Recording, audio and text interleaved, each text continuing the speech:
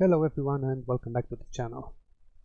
Now, as we all know, live PvP came out quite a while back. It was fun for me at first, but I lost interest after some time because it kind of got stale.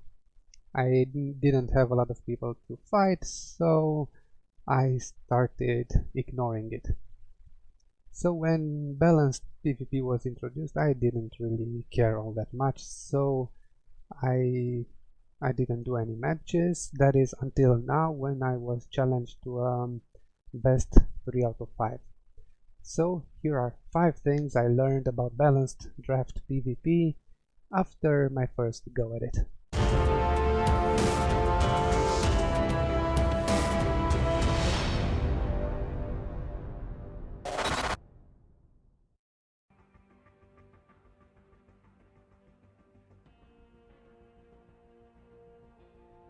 So I was challenged by Joho. I hope I'm pronouncing that name right. He's a fellow content creator and the link to his channel is down below in the description. He does a lot of interesting stuff, like he does T4s on a budget. He recently entered Dark Dimension 3, so I strongly suggest you check that out.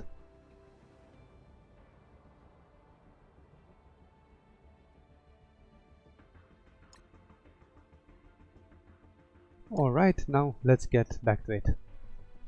So the first thing is know your roster. Know all your roster. And this hit me hard in the beginning. I jumped into it without preparation, so a full roster of tier 13s hit me hard.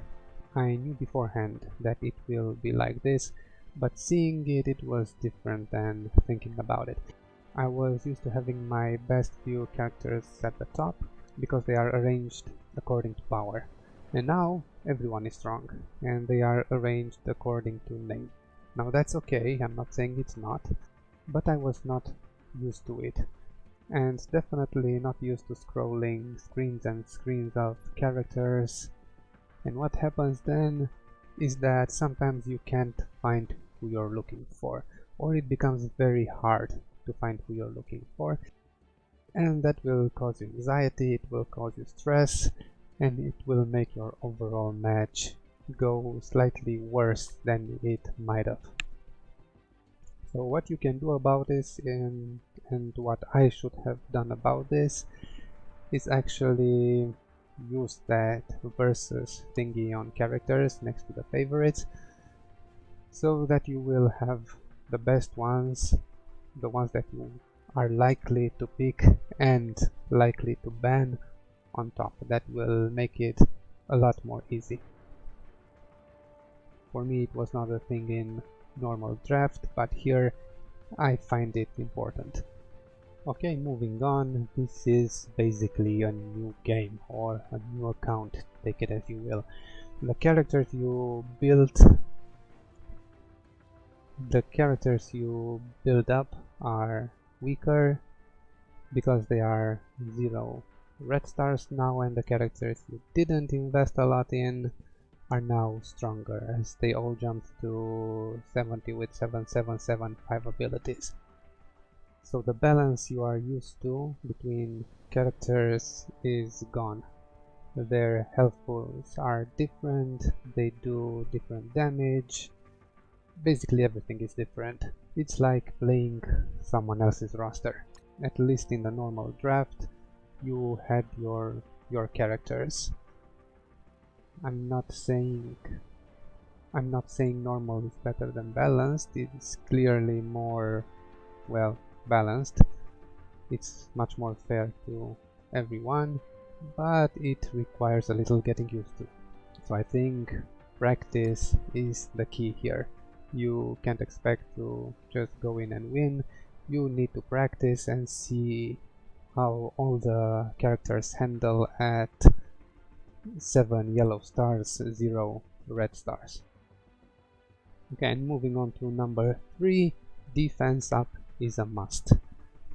So just like in normal draft, defense up is a must. make sure you have someone applying it, and the sooner the better.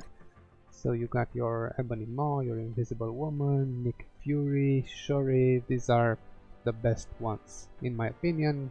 Sure, there are others, but I highly suggest using these if you can. And if you're using Invisible Woman, don't be like me and remember that she is a protector, and you can't place her in the same team as Yo-Yo. So the idea is, if the opponent has faster characters than you, that you don't lose one or even two characters before you actually get a turn. And the situations are very limited where you can win without someone applying defense up. And also, if you are playing against defense subs, which you probably will, make sure you have someone that can remove buffs.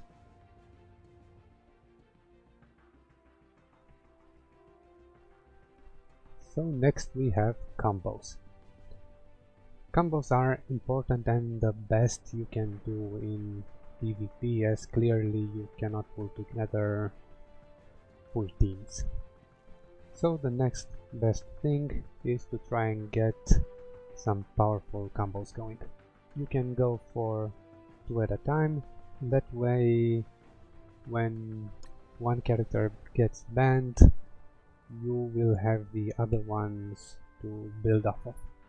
So for example, if you go second, you can go Hela and Loki.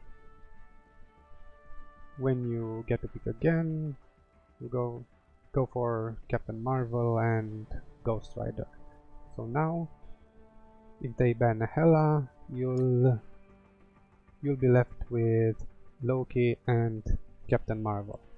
If they ban Captain Marvel, you get Loki plus Hela. If they ban Loki, you get Hela plus Ghost Rider and also Captain Marvel that can clear everything and hit someone really hard on the first go.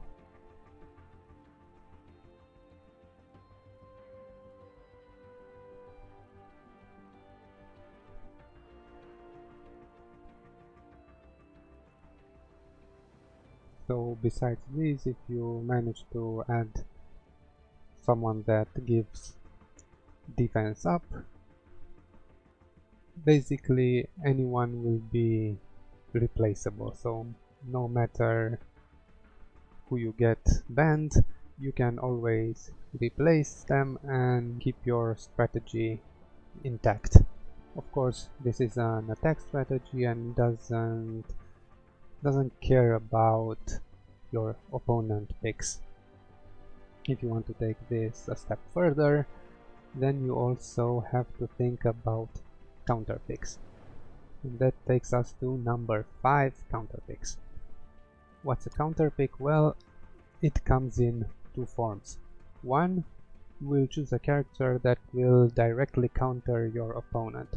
Like for example, to counter heavy debuff reliant characters, you can choose Scientist Supreme or Invisible Woman. If they get a character that applies blinds like Mags, you can choose someone that you can choose a cleanser that will get rid of the debuffs, or you can pick someone that will not attack on the first turn, thus making the blind irrelevant. So you can go Rhino or Human Torch, or you can go Nick Fury or Shuri. Well, you get the point. And the next kind of counter is when you choose a character that your opponent wants to pick. So like if they go first and they pick Hela, like I said earlier, she goes well with Loki and Captain Marvel, so picking them can sort of counter her, but not really because she goes well with a lot of characters. But another example would be if they pick Black Bolt, pick Yo-Yo. If they pick Yo-Yo, you pick Nick Fury. These are characters that they might choose alongside their first pick. So if they pick Ultimus, pick Korath, stuff like that. So if you manage to combine counter picks with successful combos and, like we said before, a defense up character, you might have a chance to win. You can expect players to not make a lot of mistakes. They will always play much better than the AI, so 99% of the time they will do the right move. The whole match relies on the pick ban phase, and if you manage to master that, you will be winning most of your matches. So thank you all for watching. If you liked it, leave a like, consider subscribing.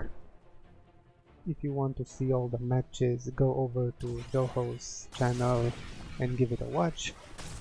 I managed to lose 3-2, and I will definitely be taking my revenge as soon as possible. So again, thank you all for watching and have a wonderful day.